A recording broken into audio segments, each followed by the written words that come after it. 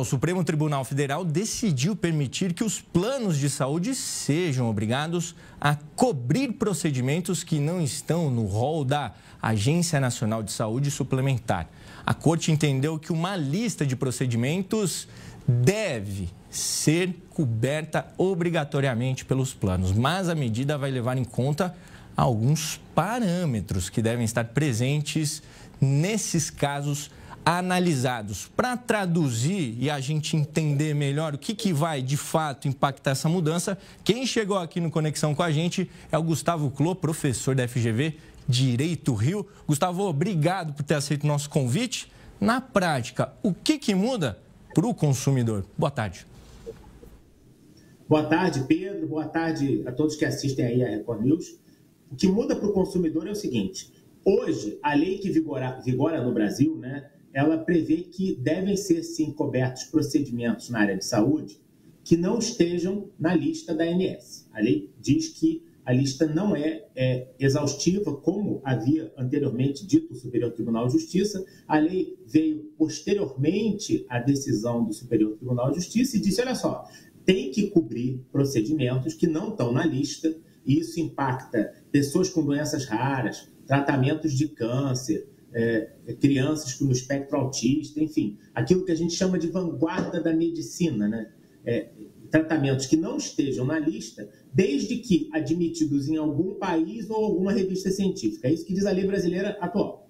Ontem, o Supremo Tribunal Federal, ao analisar a constitucionalidade dessa lei, ele ampliou esses requisitos e colocou mais alguns, e que fazem diferença basicamente dois, né? Primeiro, se o procedimento estiver sob a análise da ANS, pedido estiver lá, mas a ANS ainda não tiver colocado na lista, o plano não tem que cobrir. E dois, muito importante também, se houver um procedimento equivalente na lista, semelhante na lista, o plano não tem que cobrir. Agora, quem vai dizer o que é equivalente ou não é que a gente vai ver com o tempo. Essa questão de equivalente é complexo, né? Porque são dois procedimentos, querendo ou não, deve ter uma diferença, né, Gustavo?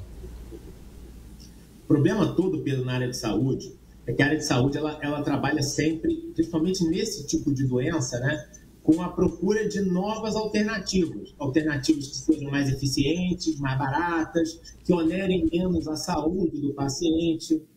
Tratamento para um monte de coisa tem. A questão é que você está procurando um tratamento que é melhor. E aí, equivalência é uma coisa muito difícil de discutir.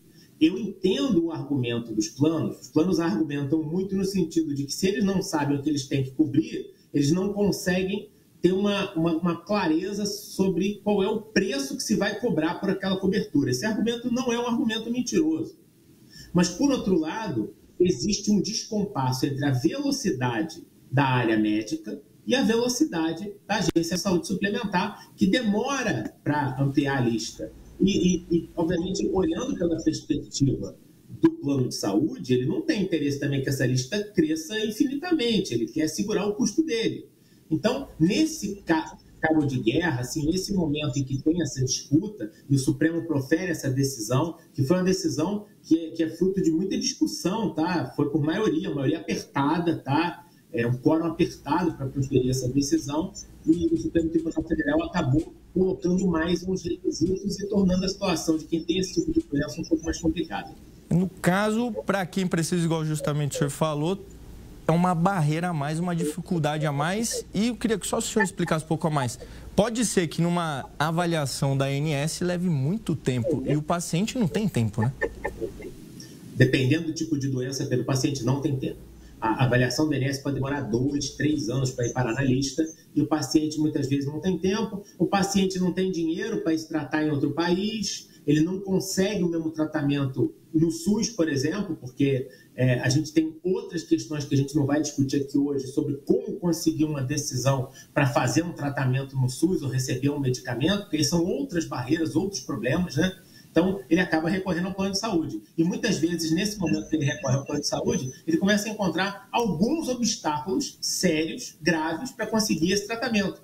A gente tem a sensação eu, como usuário de plano de saúde, não só como professor, como advogado, mas como cidadão comum, de que se eu pagar o plano de saúde, eu estou garantido, eu estou seguro, a minha família também. Mas não é exatamente assim. O plano de saúde ele tem uma série de limitações de cobertura e existe uma pressão por parte das operadoras para que essas limitações sejam entendidas como firmes por parte do Poder Judiciário, para que elas valham perante o Poder Judiciário e para que a gente consiga sempre, da parte deles, cobrir um pouco menos, cobrir com um pouco mais de dificuldade, como forma de manter um controle sobre o custo da operação. E num caso como esse, né, que você precisa pressionar o plano de saúde, precisa de um advogado nesse caso? Infelizmente, sim. Vai ser necessário judicializar e produzir provas muito complicadas. Produzir prova se o procedimento que você precisa é admitido em outro país ou foi publicado numa revista científica, e aí você vai ter que pagar a tradução de um artigo que pode estar escrito em alemão ou em japonês. Olha que complicado. Você vai precisar discutir se tem ou não tem um tratamento equivalente, descobrir se existe um pedido ou não daquele procedimento na ANS, por que ele está parado, por que ele não está andando. Pode ser que obter esse tratamento de ponta seja muito complicado. E aí a gente espera que o Judiciário, na hora de aplicar esse critério do Supremo, tenha boa vontade com as pessoas que estão doentes, né? E na prática, Gustavo, a gente sabe que o plano de saúde é um prestador de serviço, né? Questão comercial, querendo ou não, de fato.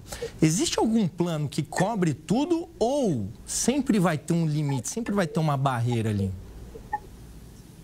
É interessante essa sua pergunta, né? Qualquer seguro tem uma cláusula de cobertura, né? O plano de saúde é um tipo de seguro. Não existe cobrir tudo. Sempre vai existir grupos de pessoas, ou tipos de danos, ou tipos de atividades, ou tipos de doenças que não vão ser cobertos. Só para te lembrar, quando entrou a questão da pandemia, num primeiro momento, houve uma discussão se os planos de saúde tinham ou não tinham que cobrir os danos decorrentes da Covid. Acabou chegando à conclusão de que sim. Mas lendo a maior parte dos contratos, a resposta seria não, porque aquilo é uma doença infecto-contagiosa, que é fruto de uma catástrofe, que é ato de Deus, entendeu? Então, o plano limita o custo dele mediante uma cláusula de cobertura. Não existe plano que cobre tudo. É igual o seguro do carro, hein, Gustavo? Quando tem algum acidente, você tem que pagar, ainda tem que trazer um monte de documento. Não é tão simples na prática, então, né? Olha só, o que acaba acontecendo é que para coisas simples o plano de saúde é simples. Para coisas complicadas, o plano de saúde é complicado. Quem já teve que fazer uma cirurgia extensa no plano de saúde, juntou 300 páginas de documentos, eu te garanto. Outra coisa é ser atendido num consultório ou fazer um exame de sangue. Isso a tua carteirinha passa, como quem passa um cartão de crédito. Agora, vai fazer um procedimento complicado para entender a burocracia envolvida. É isso, Gustavo Clô. Eu agradeço muito a sua entrevista aqui para a gente no Conexão. Professor da FGV de Direito Rio. Deixou mais clara a situação. Vamos continuar acompanhando essa e outras notícias. Muito obrigado, viu, Gustavo? Boa tarde, Pedro. Boa tarde a todos. Obrigado.